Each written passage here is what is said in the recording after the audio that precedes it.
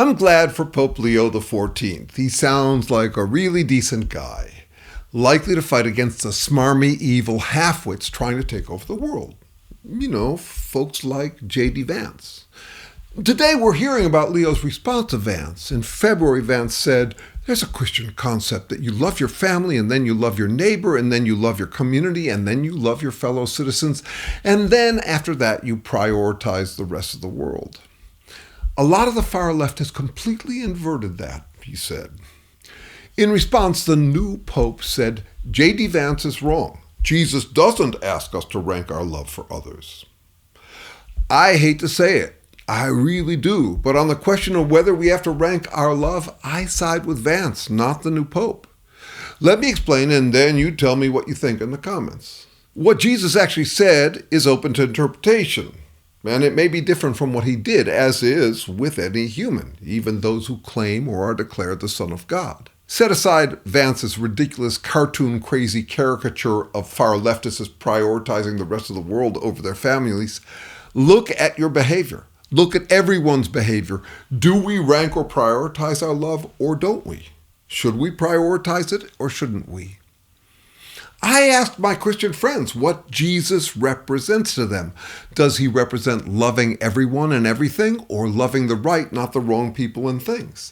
Every Christian I ask has to stop and think about it. They don't have a ready answer. It's like the first time they've considered the question. To me, that exposes a problem, not just with Jesus' teaching, but with a lot of what passes for spiritual wisdom. From what I can tell, love takes sacrifice. When you really love someone, you accommodate them. You relax your standards enough to honor their standards. You lower your priorities to make room for their priorities. Love is a strong preference. Preferences are always relative. The more you love your partner, the less you love other potential partners. The more you're willing to sacrifice for your family, the less you can afford to sacrifice for other people. Do we prioritize? Yes! I think we can't, won't, and shouldn't even try to follow a teaching against prioritizing. I have to side with the vile creep J.D. Vance about ranking love. We do have to rank our love. No one can accommodate everyone. We all prioritize what and who we love. Mostly locally. We accommodate those we deal with directly over those we don't. We buy things for our family from sweatshops overseas. Yes, even the far leftist Vance mischaracterizes. If love were this infinite supernatural substance that you could bestow infinite amounts of on everyone, there'd be no problem with you marrying everyone and raising all the children in the world as your own. You'd say yes to every request. You wouldn't just love locally, you'd love globally and everyone equally, as so many people claim they do. Jesus makes love sound like just such an infinite supernatural resource. He wouldn't have to ask us to rank our love for others any more than he'd have to ask Santa to prioritize who gets presents. If wisdom is right discernment, then talk of infinite unranked love doesn't seem to make us wiser.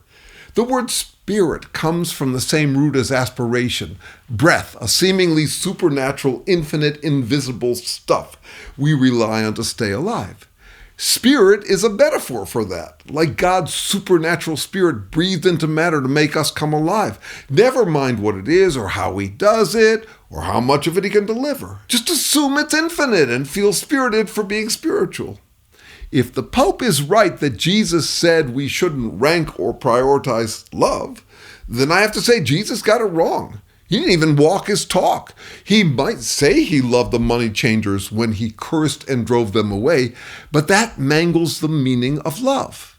As does a Catholic priest, child molester, who tells a child he's doing it out of love. As does Trump in his loving Easter message. Happy Easter to all, including the radical left lunatics who are fighting and scheming so hard to bring murderers, drug lords, dangerous prisoners, the mentally insane and well-known MS-3 gang members and wife-beaters back into our country. Happy Easter also to the weak and ineffective judges and law enforcement officials who are allowing this sinister attack on our nation to continue, an attack so violent that it will never be forgotten. More than we notice, evil has its roots in pretending we can love everything, that we're not ranking our love when actually we are. I don't think love is the answer. It's the question, what to love. And wisdom grapples with that. Pretending that love is infinite and therefore needn't be prioritized is how we stunt our growth towards greater wisdom. Pretending you love everything is exactly how we become self-loving narcissists demanding love from everyone. The world becomes a cutthroat game of lovinger-than-thou battle between factions claiming to be the most loving. I love more than you do. I love everyone times infinity. Therefore, I'm the authority on who's loving. You don't love what I love, so you're just a hater. I hate haters. Lovingly, of course. Infinite, unprioritized love is a childish fantasy, like Santa loving everyone so much he gives toys to all in one night and never runs out of toys to give. Or like a 3-year-old waving her toy wand and imagining that everyone gets ice cream.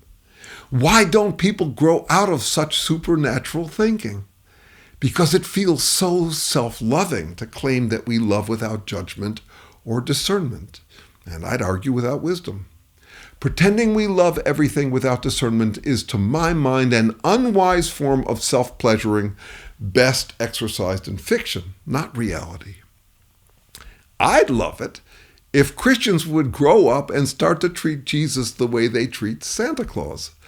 A simple fictional parable for teaching grossly oversimplified moral principles to toddlers and giving them a lot of reassurance that as adults we can have nostalgia for, knowing that Santa isn't real and there's more to wisdom than universal, unranked lip service love.